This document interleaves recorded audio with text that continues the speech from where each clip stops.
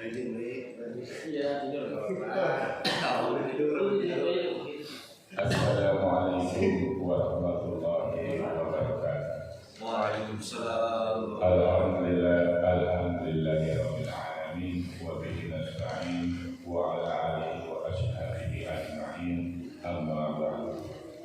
Wa ya ibadallah, usikum wa nafsi bittaqwallah.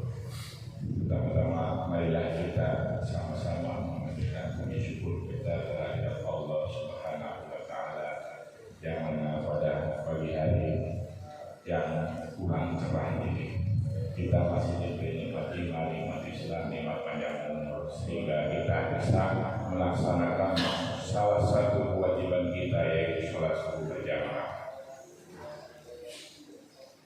Di sini saya akan membacakan Al-Quran Al-Karim dan Al-Hadis.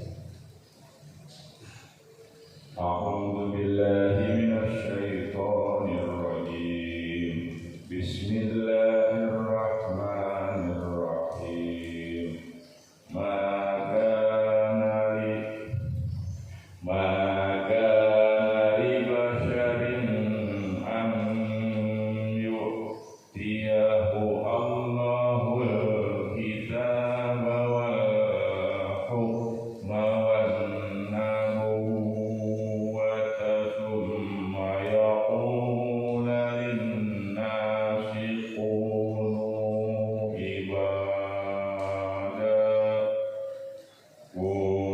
ibadan li min dunillahi walakin kunu rabbani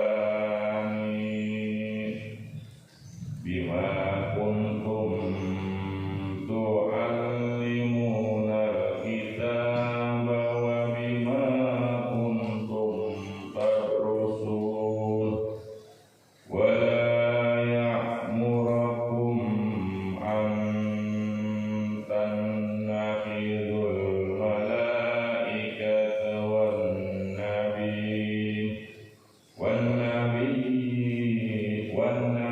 wan-nabiyina arbaba aya'murukum bil kufri ba'da idh antum muslimun. Tidak wajar bagi seseorang manusia yang Allah berikan kepadanya Alkitab, hikmah dan kenabian, lalu dia berkata kepada manusia, hendaklah kamu menjadi penyembahku, bukan penyembah Allah. Akan tetapi dia berkata, hendaklah kamu menjadi orang-orang Rabbani, karena kamu selalu mengajarkan Alkitab dan disebabkan kamu tetap mempelajarinya. Quran surah 3 ayat 79. Dan tidak wajar pula baginya menyuruhmu menjadikan malaikat dan para nabi sebagai Rabb. Apakah patut dia menyuruhmu berbuat kekafiran di waktu kamu sudah menganut agama Islam?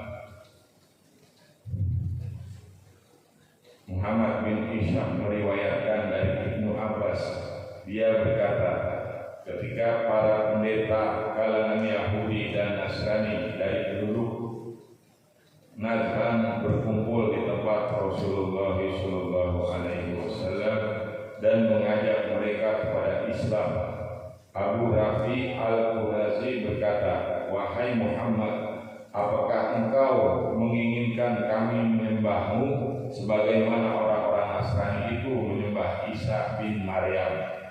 Lalu seseorang dari penduduk Najran yang menganut agama Nasrani yang disebut Ar-Rais berkata, apakah itu yang engkau kehendaki dari kami, wahai Muhammad? Dan apakah untuk itu pula engkau menyeru kami? Maka Rasulullah SAW bersabda, aku berlindung pada Allah dari menyembah selain Allah atau menyembah selain Allah, bukan untuk dia mengutusku dan bukan pula untuk yang dia perintahkan kepadaku, atau yang senada dengan hal ini. Karena ucapan kedua orang inilah Allah Subhanahu wa ta'ala menurunkan ayat. Maka nali basya'an yu'tiyahu Allahul kitaba wal hukma wan nubuwwata summa yaqula linnasi kunu ibadan li min dunillahi walakin kunu rabbani bima kuntum tu'allimuna al-kitaba wa bima kuntum tadrusuna wa la ya'murukum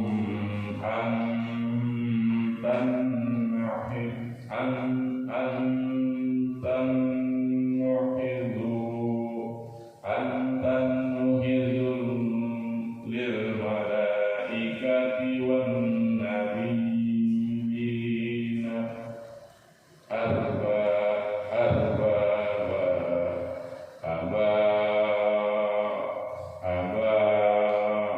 mulkum bil kufri ba'da id antum muslimun.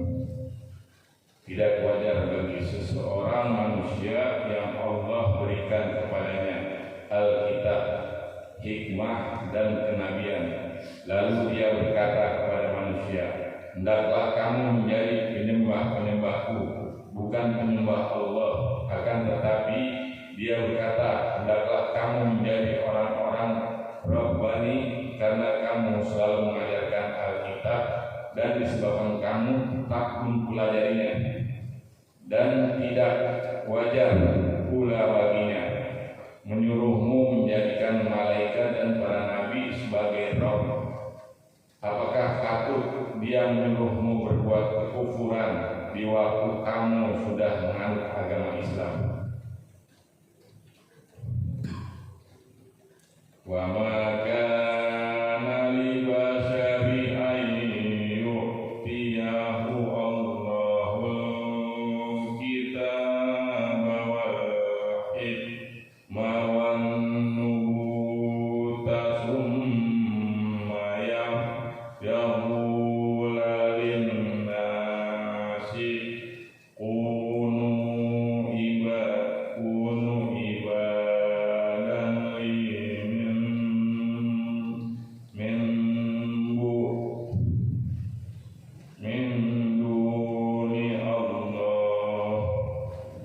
min dunillah.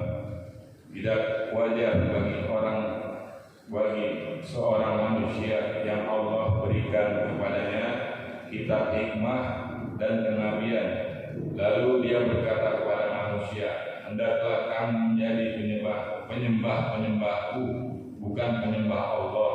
Maksudnya, tidak pantas orang yang telah Allah turunkan kepadanya kitab, hikmah dan kenabian untuk mengatakan kepada manusia, beribadahlah kepadaku di samping beribadah kepada Allah. Apabila hal itu tidak dibenarkan bagi seorang nabi dan rasul, maka lebih tidak dibenarkan lagi dilakukan oleh orang yang bukan nabi dan bukan rasul. Oleh karena itu Al-Hasan Al-Basri mengatakan, tidak pantas bagi seorang mukmin menyuruh manusia menyembah dirinya. Yang demikian itu karena ada satu kaum yang sebagian mereka menyembah sebagian yang lainnya, yaitu Ahlul Kitab. Mereka menyembah para pendeta dan rahib mereka. Sebagaimana Allah Subhanahu wa ta'ala berfirman, wattaqadu ahbarahum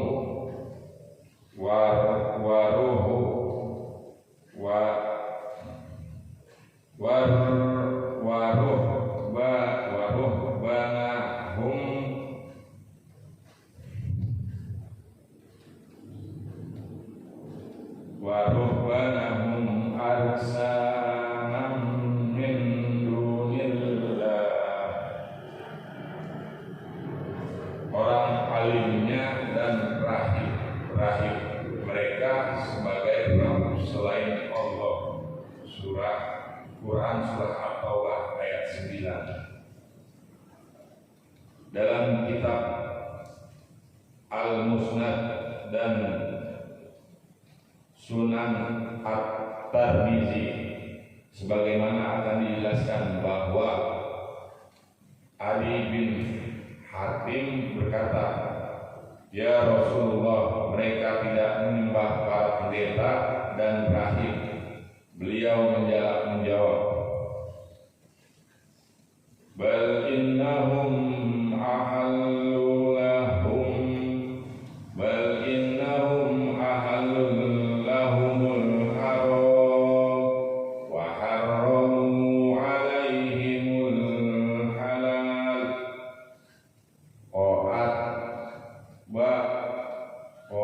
ba'uhum fadzalika ibadatuhum iyyahum."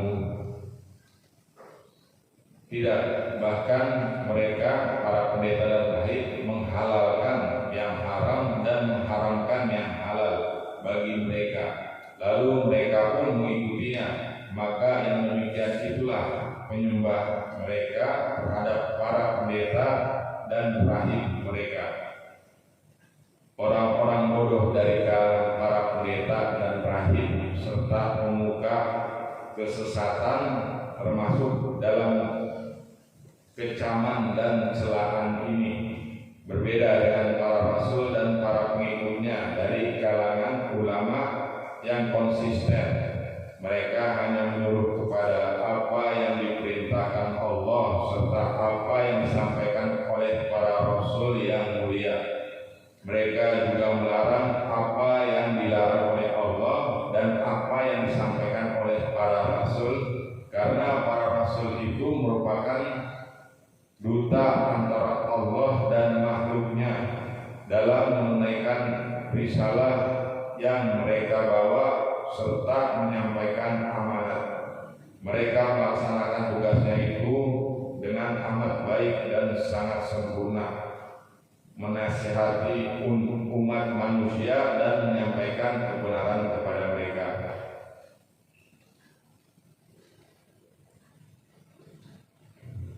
Firman-Nya, walakin kanu rabbani bima kuntum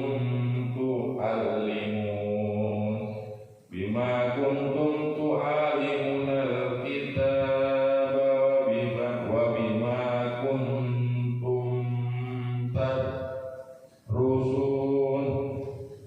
Tetapi dia berkata, hendaklah kamu menjadi orang-orang Rabbani karena kamu selalu mengajarkan Alkitab dan disebabkan kamu tetap mempelajarinya.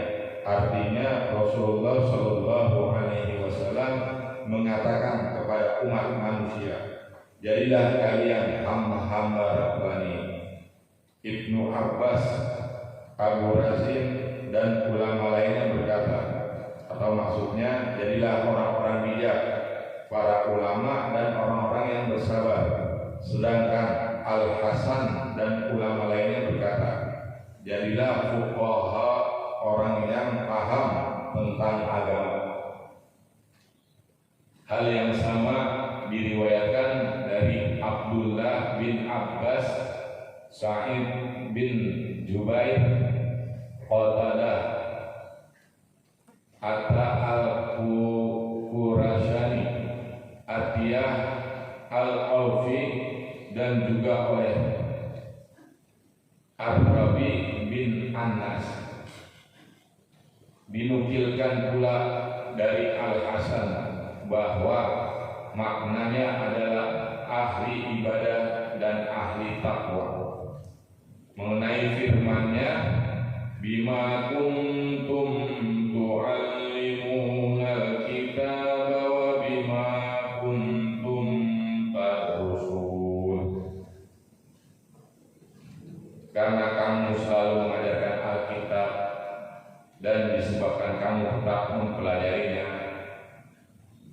adalah Ad-Dahab berkata, suatu hal yang wajib bagi orang yang belajar Al-Quran untuk menjadi seorang faqih.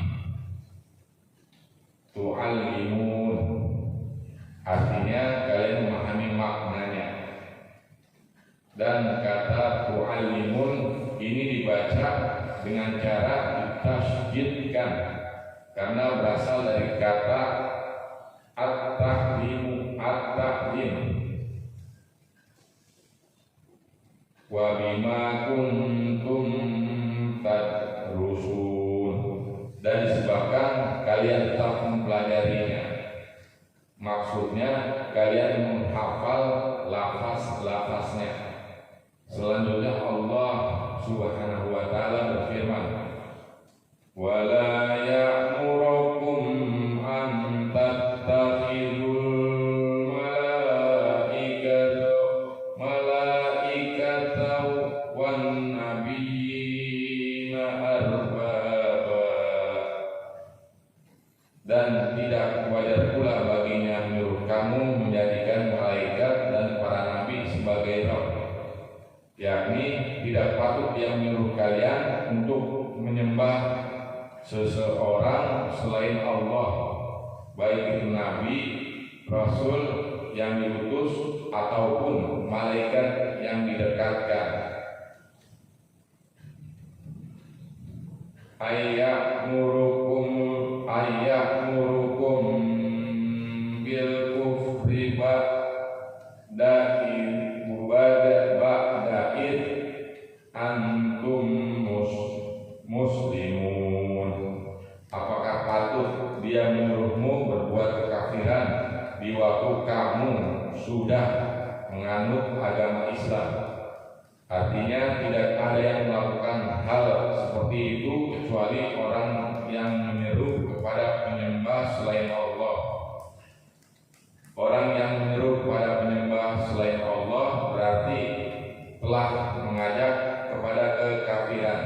Sedangkan para nabi hanya memerintahkan untuk beriman, yaitu beribadah kepada Allah semata, yang tidak ada sekutu baginya.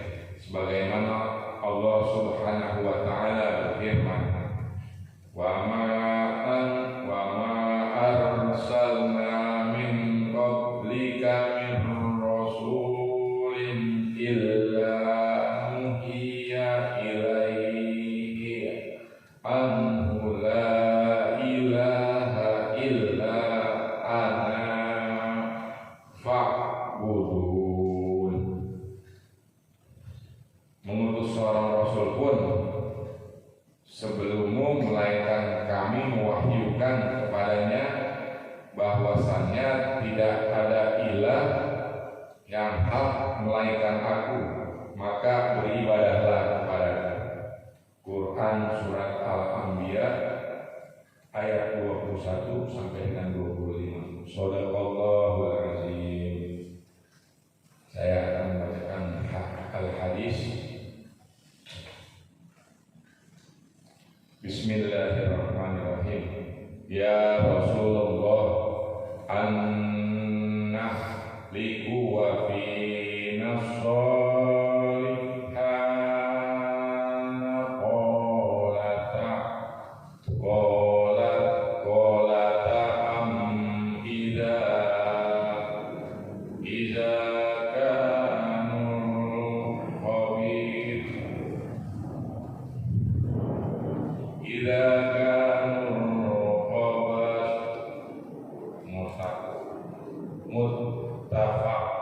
muttafaq alaih. Dan umul mukminin Umul Hakam Zainab binti Jahsy meriwayatkan bahwa Rasulullah Shallallahu Alaihi Wasallam masuk ke rumahnya dalam keadaan panik seraya mengucapkan la ilaha illallah, celaka bagi bangsa Arab, karena adanya keburukan yang telah dekat pada hari itu. Tabir Yazud dan Ma'zus telah terbuka seperti ini, dan beliau membentuk bulatan dengan kedua jarinya, yakni ibu jari dan jari sebelahnya, jari telunjuk. Lantas saya bertanya, ya Rasulullah, apakah kita akan binasa sedangkan di kalangan kita masih ada orang-orang yang saleh? Beliau menjawab, ya, jika keburukan itu telah banyak. Muttafaq alaih. Al-Hafiz berkata, yang dimaksud dengan keburukan ialah hal yang terjadi setelah masa Nabi Muhammad SAW, yakni terbunuhnya Utsman, kemudian fitnah terjadi terus-menerus sehingga kedudukan bangsa Arab di antara para umat bagaikan piring di antara orang-orang yang makan.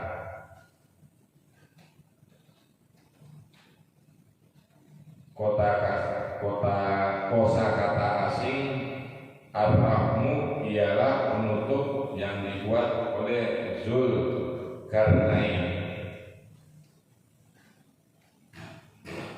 Penjelasan di dalam hadis ini dijelaskan kesialan orang yang melakukan maksiat dan himbauan untuk mengingkarinya, dan sesungguhnya apabila kemaksiatan telah banyak maka akan terjadi kerusakan secara menyeluruh meskipun banyak pula orang-orang saleh. Alhamdulillah.